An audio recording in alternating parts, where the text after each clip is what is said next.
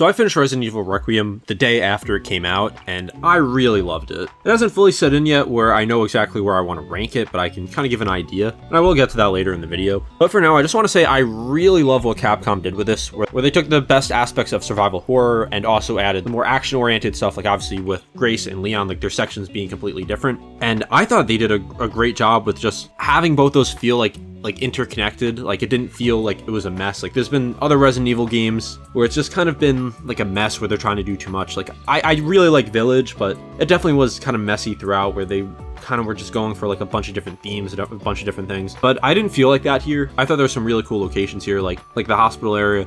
It was probably one of my favorite areas in Resident Evil in general. Like, I don't think it's on the same level as like the Baker House. It's not in the same level as the RPD, which I'll get to. But it was a very well-designed location. Like, I started to learn the layout more as it went on. And I think that's usually indicative of like a good Resident Evil location where you start to learn the hallways, like start to learn some of the routes to take. And those were some of my favorite parts of the game. Like I know you play as Leon a bit in it, but it's mostly Grace. And at first, like for the first half of the game, I was thinking like, is this game just gonna be like way more Grace, like just having Leon like these small segments? And then obviously once you get to the second half, it's way more Leon. Like you have the whole like the big Raccoon City part of the game, and then going back to the RPD, like it's just great fan service there. Like getting to see like some Easter eggs, some callbacks to Resident Evil 2. Like it did a lot for both the new fans of the series, like people who played the more recent games, as well as like longtime fans. Because I don't know about all of you, but I was not expecting to go back to Raccoon City, and there was a surprising amount to do here. Now there are some things that I don't think were the best. Like it is during the daytime, which makes sense because like all the lights are out, you'd be just being pitch black outside. So I get 100% why it's during the day, but it definitely did affect the feeling of it a little bit. Like it wasn't how we're used to seeing Raccoon City. I really like some of the set pieces. Like the motorcycle set piece was just completely ridiculous. But like always, like some of the over-the-top sequences in Resident Evil, even though they can feel a little jarring sometimes, they're still a lot of fun. And this didn't feel that out of place just because there's the Leon sections, which are a lot more action oriented. And I've been going back and forth thinking, do I prefer the Leon sections or the Grace sections? Because I like both style of games. Like Resident Evil 4 is my favorite Resident Evil game, but I also really love Resident Evil 2. I love Resident Evil 7. I really like Village 2, even though a lot of people have mixed thoughts on that. 3 I do like. 5 and 6, not my favorites. I don't think they're bad games, though. I think they're still worth playing. But I definitely do lean more to like the survival horror side of it. Like I really like what Resident Evil 7 did and how it really brought that back. House Beneviento was probably my favorite part of Resident Evil Village. But I do like some of the action moments, like especially playing as Leon, where he just has like his one-liners. It's also just a change of pace. Like barely knows how to use a gun, and then you just go to Leon who does all this ridiculous stuff like with the chainsaws and everything. So I really love both parts, and I don't want to give a definitive answer for what I like better yet, but I think the better designed areas are like more the Grace part of the game, like which I consider like to be the hospital. Even though you do play as Leon there, you think of it more as like the Grace part of the game. And I also thought that the new zombies here were very interesting, and I was a little disappointed that we really only saw them for the first couple hours of the game, because it was interesting like to have them have like more personality where they're doing stuff that they were doing while they were still alive. Like it's another nice change of pace. And also another thing is stalker enemies, so not in the traditional sense like for most of it where you just get followed for like the entire game, but there was the girl, and she shows up obviously for like when you first enter the hospital, and then like when you're in like the basement area, and it was pretty unnerving. And then there was also just like the really like big zombie thing, and he couldn't go through doors, so that kind of made him less imposing, because literally all you do is just go behind the door or go into the room and he can't do anything. But it definitely did add tension. But now how about the story? How about the villains? I was a little disappointed, if I'm being honest, by the villains. Like I thought that Victor Gideon was interesting. Would have liked to learn a little more about him. But then Zeno, who like when he first came on screen, I was like, is Wesker still alive?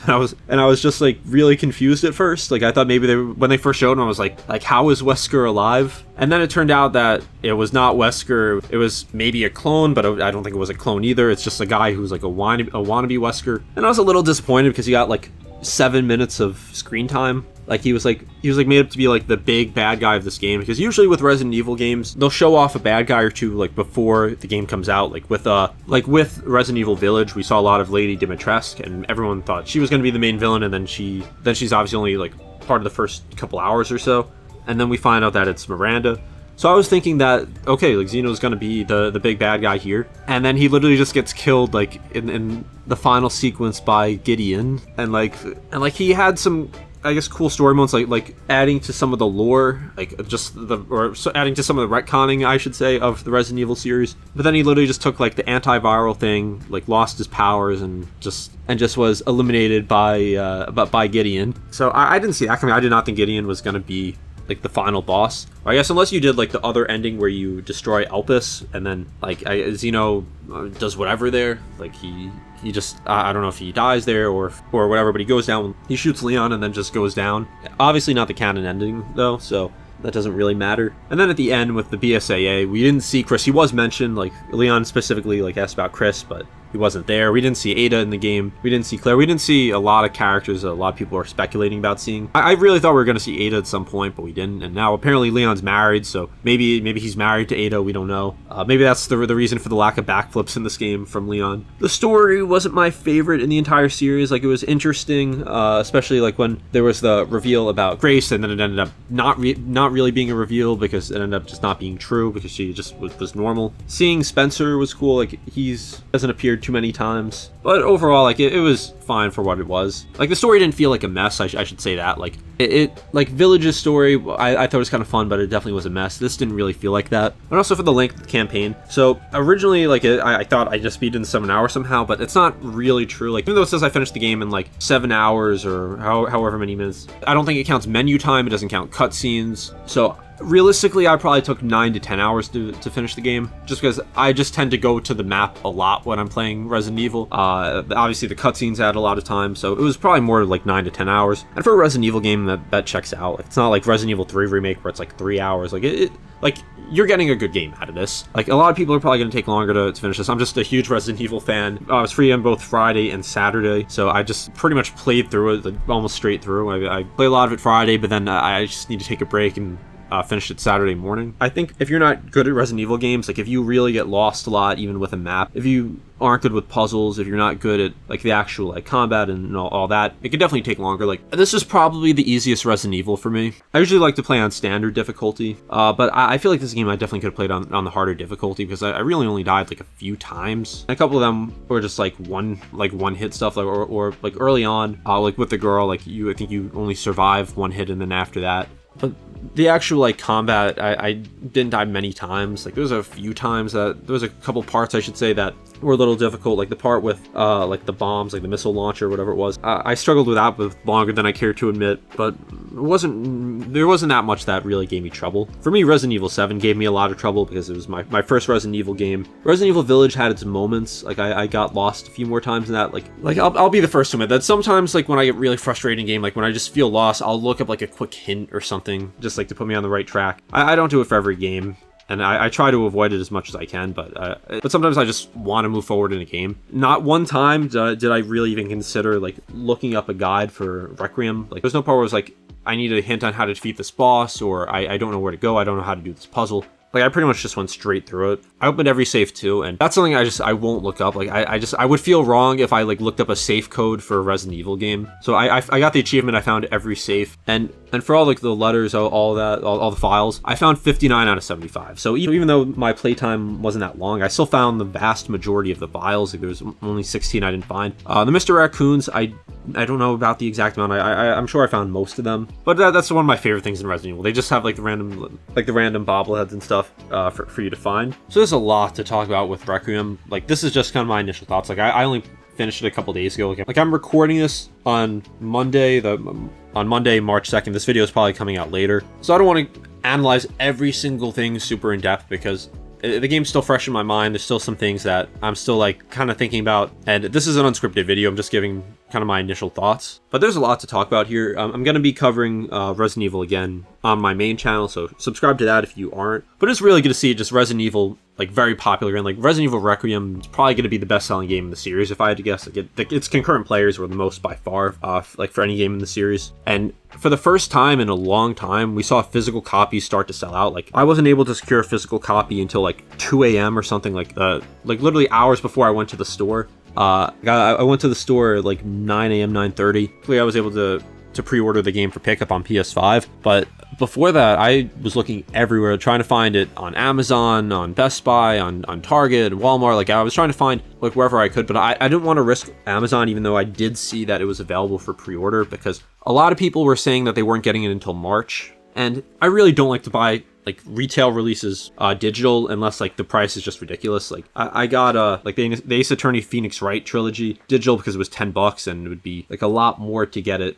physical since it was not released in the US. But I'm fine paying a little more to get the physical game. But I didn't want to spend $70 to get the digital game knowing I'm going to get the physical game at another point. The only thing that I might like double dip in with this game is I kind of want to get the Generation Pack, just because I think that's a cool thing. You get 3 games for $90. You get the box with it. So that's something I might pick up, see if there's maybe like a sale or anything like over time. But I was very happy to get that, because if I just could not find a physical copy anywhere, like for PS5, I would have got the Switch 2 copy.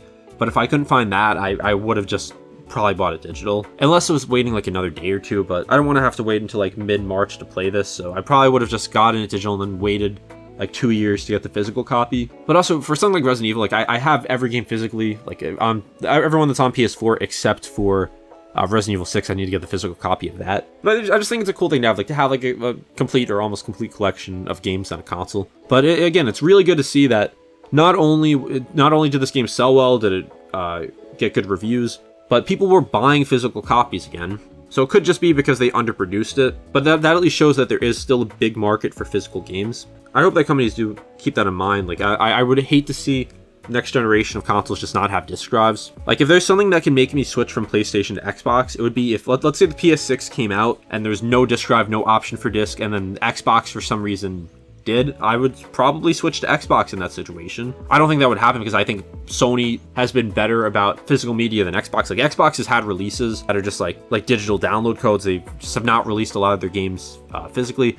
Sony's not been perfect. Like they made the PS5 without a disc drive. Like, you can get a disc drive with it. It's an extra $80 though, but it's something. Like the Xbox Series S, nothing you can do. There's no, to my knowledge, there's no add-on you can get. So I would hope the PS6 has a disc drive, or if they just do the thing where they have one version with a disc drive, one without it. But anyway, I'm going off topic. I look forward to what's coming next for Resident Evil. I'm sure there'll be some story DLC. It's probably going to involve Chris in some way, since he wasn't mentioned. Since he was mentioned towards the end of the game. And there's a lot more to go over. I might make more videos talking about Requiem, like really writing a video and going more in depth about it. But I just want to give my initial thoughts here, like my unfiltered thoughts. If you have not played this yet, and if you're a Resident Evil fan, it's worth the price tag in my opinion. Like, I know $70 for a game that's not super long might throw some people off, but I think it's worth it for what you're getting. And if you're not a Resident Evil fan, this is one of my favorite series. Like, I only got into it around 9 years ago when 7 came out, but it's just such a consistently fantastic series. Even if you don't like the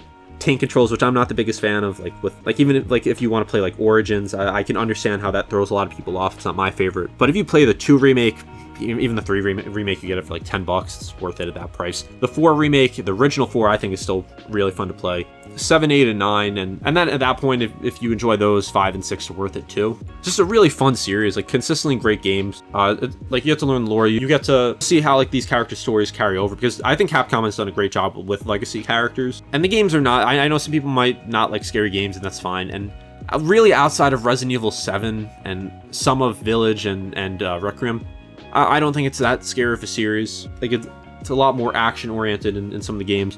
2 and 3, like, that you might be scared, like they're unsettling, but they're not like something like Outlast or Amnesia, something like that. So I can't recommend enough. I'd say probably start with the 2 remake and then just go from there, because you can find these games absurdly cheap. Like, there's no excuse not to play them if you have even like a slight interest in them. But anyway, those are my thoughts. If you want to hear more thoughts, subscribe to my other channels. Also, I'll probably have more Resident Evil content there soon. And subscribe here if you just want to hear my thoughts like every now and then about certain topics. And also, if you want me to cover another topic that maybe you'd be interested in me talking about more, be sure to comment. And thank you all for watching.